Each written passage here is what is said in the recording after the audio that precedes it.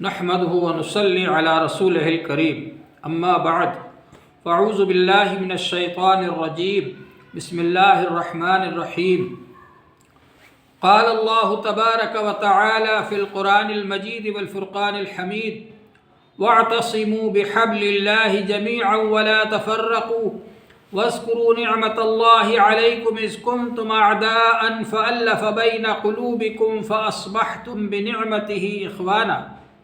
محترم حضرات، اللہ جل شانہ نے قرآن پاک کے اندر ارشاد فرمایا وَاعْتَصِمُوا بِحَبْلِ اللَّهِ جَمِيعًا، تم سب مل کر اللہ کی رسی کو مضبوطی سے پکڑ لو۔ اور اللہ تبارک و تعالی نے فرمایا کہ اس وقت کو یاد کرو جب کہ تم آپس میں دشمن تھے اور اللہ تعالی نے تم سب کو بھائی بھائی بنا دیا۔ اللہ تعالی نے تمہارے دلوں میں محبت ڈال دی، الفت ڈال دی اور تم کو آپس میں بھائی بھائی بنا دیا۔ حضور پاک صلی اللہ علیہ وسلم نے ارشاد فرمایا ہے انما المؤمنون اخوہ، کہ ایمان والے سب بھائی بھائی ہیں۔ حضور پاک صلی اللہ علیہ وسلم نے ارشاد فرمایا المؤمن مألف ولا خیر فی من لا یألف ولا یولف، ایمان والا محبت کا مقام ہے اور اس میں کوئی بھلائی نہیں ہے جو نہ خود کسی سے محبت کرے نہ اس سے محبت کی جائے۔ حضور پاک صلی اللہ علیہ وسلم نے ارشاد فرمایا کہ میدان حشر میں جب کہ سب لوگ سورج سوانیزے پر آنے کی وجہ سے گرمی سے پریشان حال ہوں گے، اس وقت اللہ جل شانہ کی طرف سے اعلان ہوگا این المتحابون فیہ، کہاں ہیں وہ لوگ جو خالص میری وجہ سے ہی دوستی رکھتے تھے، تعلق اور محبت رکھتے تھے۔ الیوم اظلہم فی ظلی یوم لا ظل الا ظلی، آج میں ان کو اپنے عرش کے سائے میں جگہ دوں گا جبکہ میرے عرش کے سائے کے علاوہ کوئی اور سایہ نہیں ہوگا۔ حضور پاک صلی اللہ علیہ وسلم نے ارشاد فرمایا ہے المومن اخو المومن یکف عنہ ضیعتہ ویحوطہ من ورائہ، ایمان والے کا بھائی ہے، اس کو روکتا ہے وہ ضائع ہونے سے اور پیٹھ پیچھے بھی اس کی حفاظت کرتا ہے۔ حضور پاک صلی اللہ علیہ وسلم نے ارشاد فرمایا المؤمن للمؤمن کالبنیان یشد بعضہ بعضا، ایک ایمان والا دوسرے ایمان والے کے لیے عمارت کی اینٹوں کی طرح سے ہے، جس طرح سے ہر اینٹ دوسری اینٹ کو طاقت دیتی ہے اسی طرح سے ایک ایمان والا دوسرے ایمان والے کو طاقت دیتا ہے۔ حضور پاک صلی اللہ علیہ وسلم نے ارشاد فرمایا المؤمنون کرجل واحد ان اشتکا عینہ اشتکا کلہ وان اشتکا راسہ اشتکا کلہ، سب کے سب ایمان والے ایک انسان کی طرح سے ہیں کہ اگر انسان کی آنکھ میں تکلیف ہوتی ہے پورا بدن تکلیف محسوس کرتا ہے، اور اگر اس کے سر میں تکلیف ہوتی ہے پورا بدن تکلیف محسوس کرتا ہے۔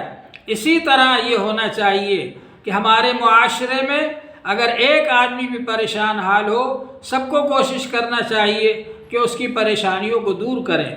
حضور پاک صلی اللہ علیہ وسلم نے ارشاد فرمایا ہے من اکل طیبا وعمل فی سنت وامن الناس بوائقہ دخل الجنہ، جو حلال مال کھائے اور سنت کے مطابق کام کرے اور لوگ اس کی شرارتوں سے امن میں رہیں، لوگوں کو تکلیف نہ پہنچائے، ستائے نہیں، پریشان نہ کرے بلکہ لوگوں کے ساتھ اچھا برتاؤ کرے، فرمایا دخل الجنہ، وہ جنت میں داخل ہوگا۔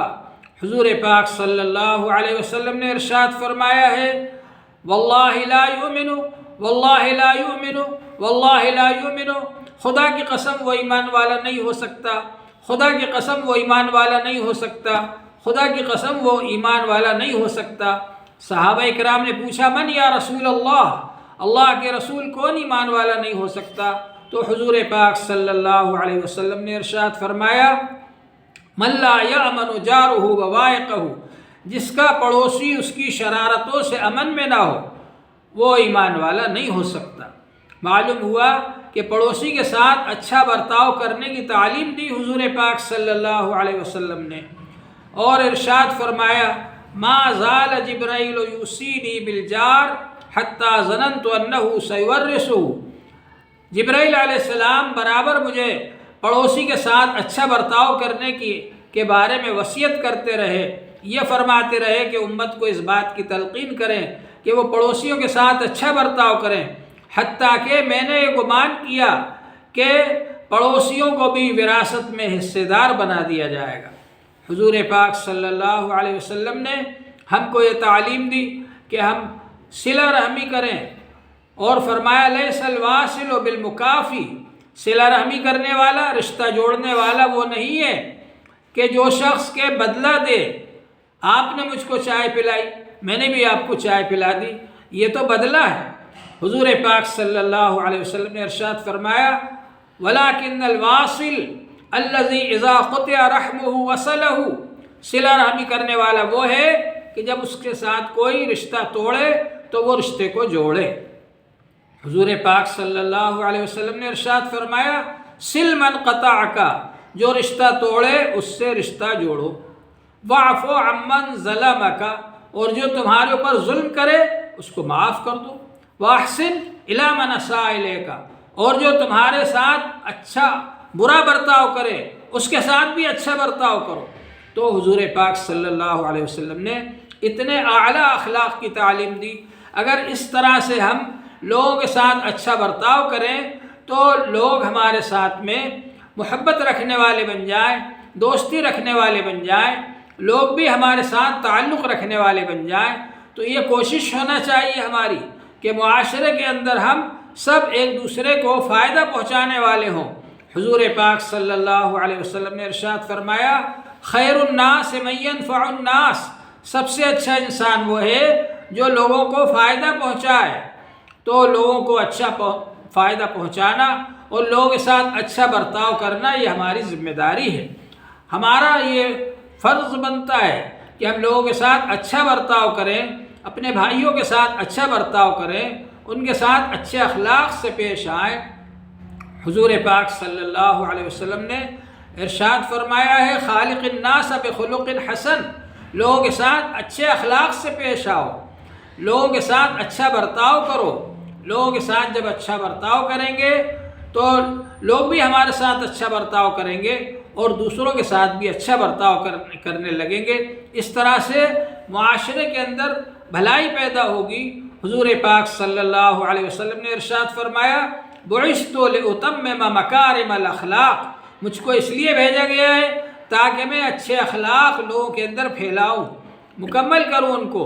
تو لوگوں کے اندر اچھے اخلاق پھیلانا، حضور صلی اللہ علیہ وسلم والے اخلاق لوگوں کے اندر پھیلانا یہ ہماری ذمہ داری ہے۔ آج جو ہمارے اندر برائیاں ہیں ان برائیوں کو ختم کرنا ضروری ہے۔ حضور پاک صلی اللہ علیہ وسلم نے ایسی برائیوں سے منع فرمایا جس سے معاشرے کے اندر خرابی پیدا ہوتی ہے۔ چنانچہ حضور پاک صلی اللہ علیہ وسلم نے ارشاد فرمایا ان الحسد یاکل الحسنات کما تاکل النار الحطب، حسد اس طرح سے نیکیوں کو کھا جاتی ہے جیسا کہ آگ جلا ڈالتی ہے لکڑیوں کو۔ آگ میں جتنی بھی لکڑیاں آپ ڈال دیں سب جل جائیں گی۔ اسی طرح سے جو لوگ حسد کرتے ہیں ایک دوسرے سے، دوسرے کو اچھی حالت میں دیکھ کر جلتے ہیں، تو ان کا وہ حسد کرنا اور جلنا اس کی وجہ سے ان کی نیکیاں جل جاتی ہیں اور ختم ہو جاتی ہیں۔ حضور پاک صلی اللہ علیہ وسلم نے ارشاد فرمایا کہ تم جانتے ہو کہ اس طرح کیا ہے، حالقہ کیا ہے؟ صحابہ نے کہا اللہ کے رسول ہم تو حالقہ اس طرح کو کہتے ہیں جس سے نائی بال صاف کرتا ہے۔ تو حضور پاک صلی اللہ علیہ وسلم نے ارشاد فرمایا شحنا، لوگوں کے بارے میں کینہ رکھنا، بغض رکھنا، کھوٹ کپٹ رکھنا دل کے اندر، یہ کیا ہے؟ یہ اس طرح ہے جس طرح اس طرح سے بال صاف ہو جاتے ہیں، سر کے مونڈ دیے جاتے ہیں، اس طرح سے اگر کسی کے دل میں دوسرے کے بارے میں کینہ ہے تو اس کی نیکیاں ضائع ہو جاتی ہیں، ختم ہو جاتی ہیں اور اس کو پتہ بھی نہیں چلتا۔ اس لیے لوگوں کے ساتھ میں اچھا برتاؤ کرنا اور ان سے حسن سلوک کرنا اور ان سے حسن ظن رکھنا یہ ہمارے لیے ضروری ہے۔ حضور پاک صلی اللہ علیہ وسلم نے چغلی کرنے سے منع فرمایا اور یہ ارشاد فرمایا لا يدخل الجنت قطات، چغل خور جنت میں نہیں جائے گا۔ حضور پاک صلی اللہ علیہ وسلم نے ارشاد فرمایا کہ جھوٹ بولنے سے آدمی برائی کی طرف جاتا ہے، جھوٹ برائی کی طرف لے جاتی ہے اور برائی جہنم میں لے جاتی ہے۔ جھوٹ بولنے سے آدمی کے منہ سے ایسی بدبو نکلتی ہے جس سے کہ فرشتے بہت دور تک چلے جاتے ہیں۔ تو جھوٹ سے بھی ہم کو بچنا چاہیے، اس سے چغل خوری سے ہم کو بچنا چاہیے اور غیبت سے بچنا چاہیے۔ ایک صحابی نے کہا کہ اللہ کے رسول، اگر ہم کسی کے بارے میں ایسی بات بیان کریں جو اس کے اندر موجود ہے تو کیا یہ بھی غیبت ہے؟ تو حضور پاک صلی اللہ علیہ وسلم نے فرمایا یہی تو غیبت ہے، اور اگر وہ برائی اس کے اندر نہیں ہے اور تم نے اس برائی کی نسبت اس کی طرف کر دی اور اس کے بارے میں کہہ دیا کہ اس میں یہ برائی پائی جاتی ہے تو یہ تو بہتان ہے، اور بہتان کی سزا غیبت سے بھی بڑھ کر ہے، بہتان غیبت سے بھی بڑا گناہ ہے۔ تو اس سے ہم کو بچنا بہت زیادہ ضروری ہے۔ یہ جو معاشرے کے اندر خرابیاں پائی جاتی ہیں، ایک دوسرے کی چغلی کرنا، ادھر کی بات ادھر لگانا، اسی طرح سے لوگوں پر بہتان لگانا اور چغل خوری کرنا اور غیبت کرنا، پیٹھ پیچھے برائی کرنا، ان سب باتوں کی وجہ سے معاشرے کے اندر برائیاں پھیلتی ہیں، ایک دوسرے سے بدگمانیاں ہوتی ہے، لڑائی جھگڑے پیدا ہوتے ہیں۔ ان سب سے بچنا ضروری ہے۔ حضور پاک صلی اللہ علیہ وسلم نے ان سب کاموں سے منع فرمایا ہے اور گالی بکنے سے بھی منع فرمایا۔ ارشاد فرمایا سباب المسلم فسوق وقتالہ کفر، مسلمان کو گالی بکنا یہ گناہ کا کام ہے، اور مسلمان سے لڑائی جھگڑا کرنا، یہ قتال کرنا، جنگ کرنا، لڑائی جھگڑا کرنا، یہ کفر تک پہنچا دیتا ہے۔ تو لڑائی جھگڑا کسی سے بھی نہیں کرنا چاہیے، اور خاص طور سے مسلمانوں کا آپس میں لڑائی جھگڑا کرنا یہ بہت ہی زیادہ نقصان دہ ہے معاشرے کے لیے، اس سے بچنا زیادہ ضروری ہے۔